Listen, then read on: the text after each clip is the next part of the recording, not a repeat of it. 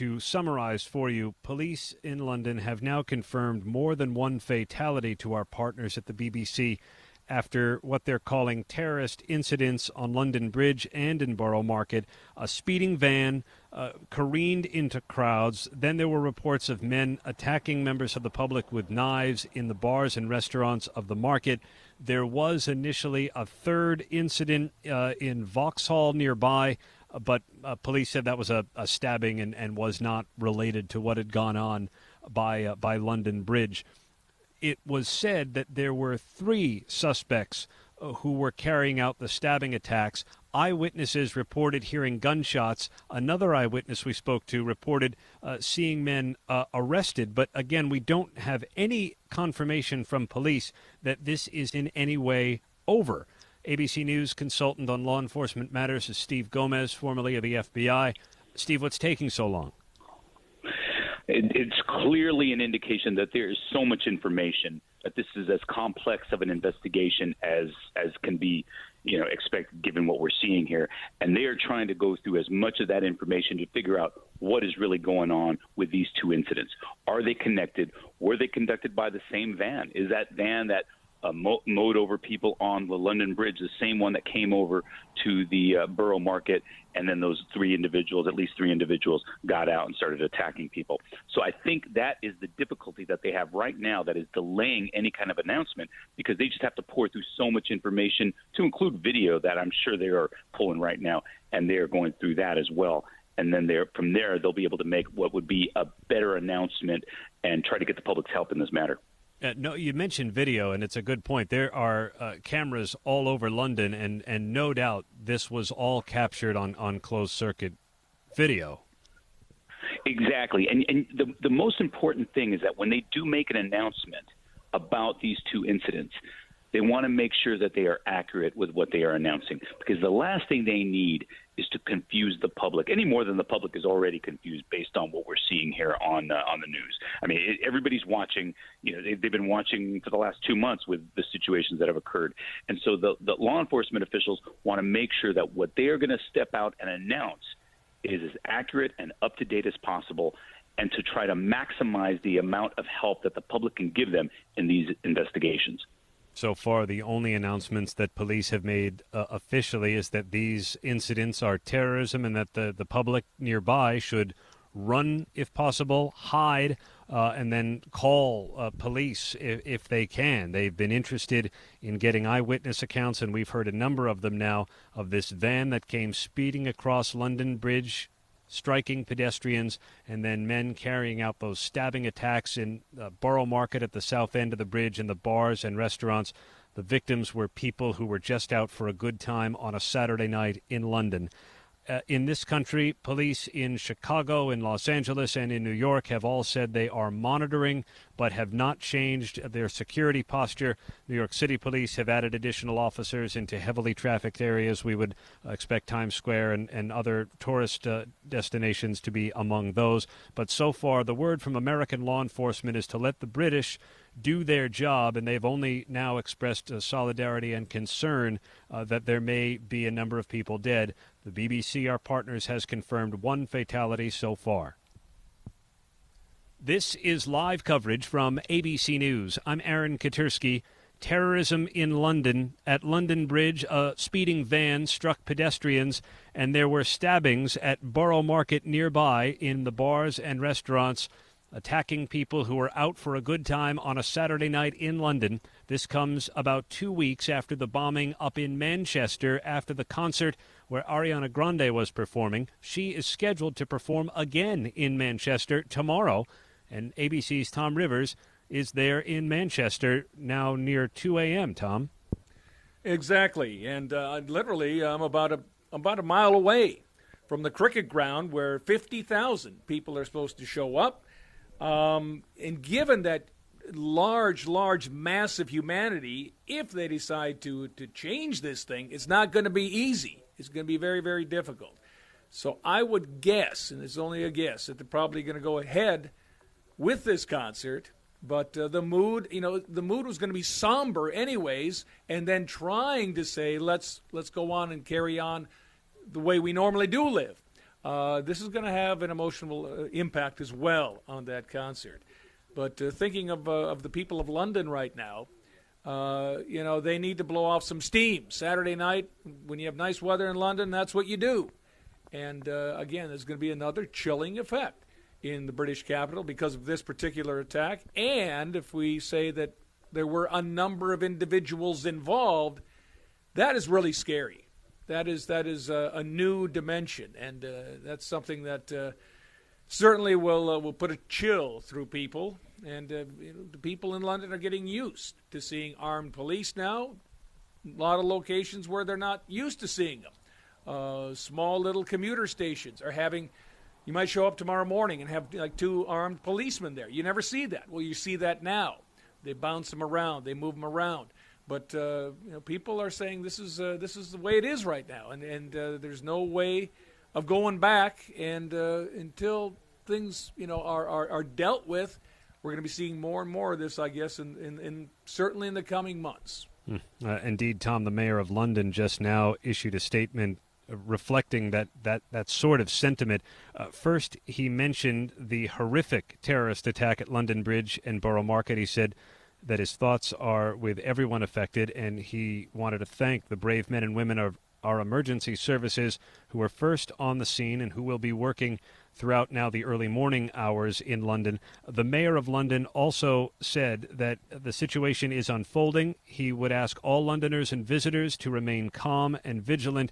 And while the full details aren't known, the mayor of London's statement said this was a deliberate and cowardly attack on innocent Londoners and visitors to our city enjoying their Saturday night. I condemn it in the strongest possible terms. There is no justification whatsoever for such barbaric acts. A statement a moment ago from the mayor of London, who does seem to indicate in that statement that there were casualties. We don't know how many, but that there were London visitors who had been impacted by.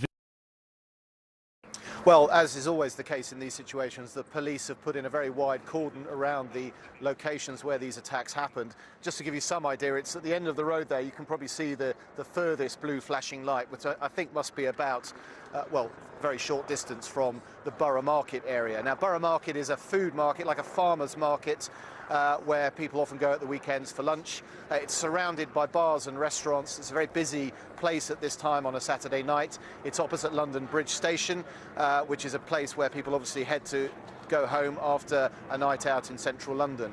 And we think from piecing together eyewitness reports, and this is based on eyewitness reports, and they can be wrong, so that is the health warning, but the eyewitnesses we've spoken to say that a van ploughed into people on the, we think, southern end of London Bridge. I've been told outside a pub that's on the corner of London Bridge, on the southern end of the bridge there, that 3 or possibly 4 men got out, that they were armed with knives. Several witnesses have told us one man was of Asian or Mediterranean colouring, and in terms of his skin colour, and had a black and red top on and a long knife. That was how it was described to me. I asked if it was a sort of bread knife sized weapon, and my eyewitness said that he felt it was a long kitchen knife. That they then ran towards London Bridge, attacked Borough Market, attacked people on the pavement there, went into the market, which is just around the corner from the end of the bridge, and carried on attacking people.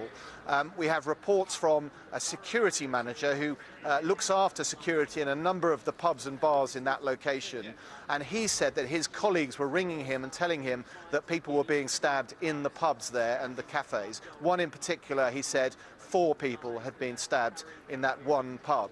He then went out and tried to see what was going on, thinking it must be some kind of a fight, which, of course, as a security person, he would normally go towards and start dealing with. People came running in the opposite direction. They were screaming and crashing. And he said that he saw these 3 men attacking people in the Borough Market area. He saw a woman in her early 20s injured go to the ground. He didn't see any police officers. We have several other eyewitnesses who say that they saw the police shooting at some of these attackers. We have one unconfirmed report that 2 men were shot dead by the police. But the Metropolitan Police, who have obviously the job of dealing with this in the initial stages and investigating it, have not said anything in detail about what has happened tonight. They've just told people to be vigilant and stay safe. I think their last Twitter message was that people should remain calm, vigilant and alert. But as you say, there is a large police operation going on here, a big cordon in place. One more thing, there are obviously going to be concerns that this is an ongoing terrorism incident, that there are still people running around potentially attacking people. There was a report at an underground station not far down the river from here at Vauxhall. We don't think that is connected. The police have confirmed that. And from the demeanour of the officers here and the size of the cordon, the fact that the police helicopter is covering one area, it does look to me as though this incident is over. We await what the Metropolitan Police say to be sure about that. Tom Simons of our partner at the BBC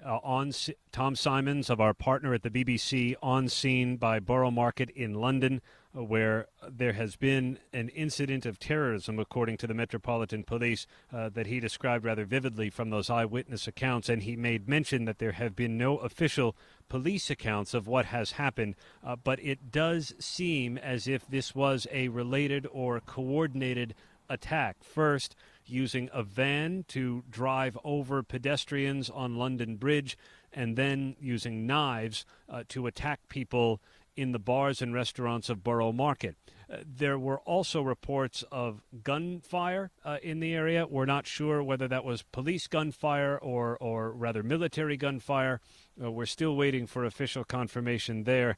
And another eyewitness that Tom Simons had spoken of said that he saw a person with what looked like two canisters strapped to him, and counterterrorism police officers standing over him. Eyewitnesses have also, talked about these canister objects in the Borough Market area. There's been no confirmation from police and no eyewitness accounts of any explosions. I want to turn back to Steve Gomez, who's our consultant on law enforcement matters, formerly of the FBI. A van, canisters, potentially knives, and this all seems like it's out of that ISIS playbook. Absolutely, totally out of the ISIS playbook. Okay. But let me touch on the point about the canisters, because that's a very interesting aspect. The British police are very well trained in dealing with these kind of situations, and if those canisters were potentially either a grenade or an explosive device, the British police know that in certain situations, especially if you see something around the waistband or in their chest area, that if it's an explosive device, that they are to shoot to the head. So it'll be very interesting to see if they were able to neutralize either the one that had the canisters or maybe all of them, and were able to thwart them from being able to explode that device, which could have killed many other people, to include the police. So it'll be an interesting point to see what comes out from that investigation and how they were neutralized, if they were. Steve, we're also hearing from some of these eyewitness accounts that the police were on scene very, very quickly. I assume that has to do not only with the alert level in the UK being where it is, but also the thinking among police now to be closer into heavily trafficked and densely populated areas. Absolutely. They are thinking along those lines due to this ISIS playbook that keeps coming up over and over again. So that law enforcement, not just in the UK, but in the U.S. and worldwide, they recognize what the playbook is for ISIS, what they are intending to do now with these crude attacks using vehicles and knives and so on. And they recognize that when you have those types of groups, large gatherings and so on that are targets, you have to be close by and you have to be able to respond right away, and you have to be prepared to have your weapons out and to be able to pull the trigger very quickly, because your split-second decision-making, it could be the difference between only one or two people being injured and 20 or 30. We don't have a casualty count yet, but our partners at the BBC say at least one person has been killed. We're still waiting for official figures from the police. Steve Gomez there, our law enforcement consultant, formerly of the FBI. And John Stokes, an eyewitness to all of this, has just spoken to our partners at the BBC. He's a tour guide on a tour bus in the area of London Bridge, and we had already heard from the mayor of London that Londoners and visitors to the city alike were affected. So let's listen to John Stokes, an eyewitness who was on a tour bus, speaking to our partners at the BBC. Okay, we were approaching London Bridge with the bus, and I was preparing the tourists on the bus to get their cameras out to get a photo of Tower Bridge from London Bridge. And as we were actually coming onto the bridge, the driver and I noticed two taxis on the left-hand side and someone lying on the pavement. We just assumed that perhaps that person may have been accidentally knocked over or something. And as we continued along the bridge at a very slow pace, like we always do, then we spotted another person lying on the pavement, and we became a bit alarmed with that. And then a third person, and then we started to think, well, maybe it might have been a gang fight, because I know that area does tend to have a few gangs. But then when we saw a few more people lying and people running up towards them, we got quite concerned. And then eventually we had to stop the bus sort of halfway across the bridge because the traffic had come to a stop. There were no police at the time that we arrived there, so we're assuming it must have happened within 2 or 3 minutes prior to us arriving on the bridge. I attempted to call 999, and the police did arrive within about 5 minutes after we stopped the bus. And then sometime later, there were lots and lots of police cars racing down to the bridge, as well as ambulances. And then someone in uniform came up to our bus and knocked on the door and told everyone on the bus to run. So all the tourists on our bus all ran for their lives, and we actually lost track of them because I was trying to muster them together. But we were all told to go to the far end of the bridge, not the Borough Market end, but the other end of the bridge towards the monument. And then what we did notice was that most of the blue lights seemed to be in the vicinity of Borough Market. So our driver, Lynn, and I assumed that whatever or whoever it was actually happening right there outside Borough Market. We did see a few people being given CPR by, I don't know who doctors or whoever it was, I'm not sure. Certainly wasn't the people in uniform. And yeah, that's it. So we had to leave our bus there. Our driver, Lynn, has now gone home, and I've just arrived home about 2 minutes ago. And we were unable to move our bus because it's part of the area of the crime scene. So, so our bus is still standing there. We don't know how long it's going to be standing there for. It could even be a few days. Yeah. John, we are glad that you are safe, even if your bus is there. I just wonder, you say you saw people being treated in the road. Have you any idea of the number? How many people were affected? Well, I counted 8. 8 people? Yeah, Lynn and I saw 8 people lying down on the pavement and on the... Some of them looked like they were lying in the actual road, if you know, rather than on the actual pavement itself, in the actual road. I mean, the problem is she was concentrating on her driving, and I had a microphone in my hand, so I took my attention off my guiding, and I was trying to do 2 things at once: find out what's happening around us, and then the people upstairs on the bus were all peering over the side of the bus, and they saw all the people lying there. And we came to a stage where a lot of the ladies on the bus and some of the children were actually crying. And, and then we were told to run, so everybody ran, and that's it. I mean, I've just got home now, and I don't know when we're going to get our bus back. I mean, what was the sense of urgency from the police officer when you say they were banging on the bus doors? I mean, did you get the sense that you needed to run for your lives, or was it they wanted you out of the area to deal with the situation? Could you tell?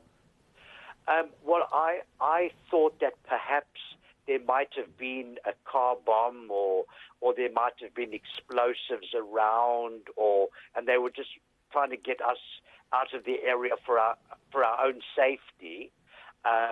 And I do know that when we got to the other end of the bridge where we were told to go, a policeman did walk past me with a sniffer dog. So I'm assuming the dog was probably sniffing for explosives. Yeah, so I mean that's about all I know actually. Having been on the bus, so I probably don't know quite as much as what the people on the pavements knew. No. I mean, your account is very vivid. I mean, you touched on it earlier, John, but presumably you had tourists on this bus to suddenly encounter all these injured people on the road and on the pavement. Our partners at the BBC speaking to John Stokes, a tour guide aboard a London tour bus crossing London Bridge. Imagine all these visitors to the city seeing the horror that has unfolded in what Metropolitan Police are calling incidents of terrorism on London Bridge and at Borough Market nearby on the south end of the span, where there were reports of stabbings in the bars and restaurants. All of this unfolded just after 10 p.m. on a Saturday night in London, with Londoners and visitors affected, according to the mayor, who put out a statement condemning what he called a barbaric act. The State Department here in this country has just issued a statement similarly condemning the attack and saying that the United States stands ready to assist the UK as needed. So far, this appears to be isolated to Britain, and while American authorities and police departments in a number of American cities say they're monitoring, so far there is no evidence of any threat to this country. Our partners at the BBC report at least one fatality as a result of the latest terrorism in the UK, but so far no official casualty counts from British officials. I'm Aaron Katersky. You've been listening to live coverage of attacks in London from ABC News.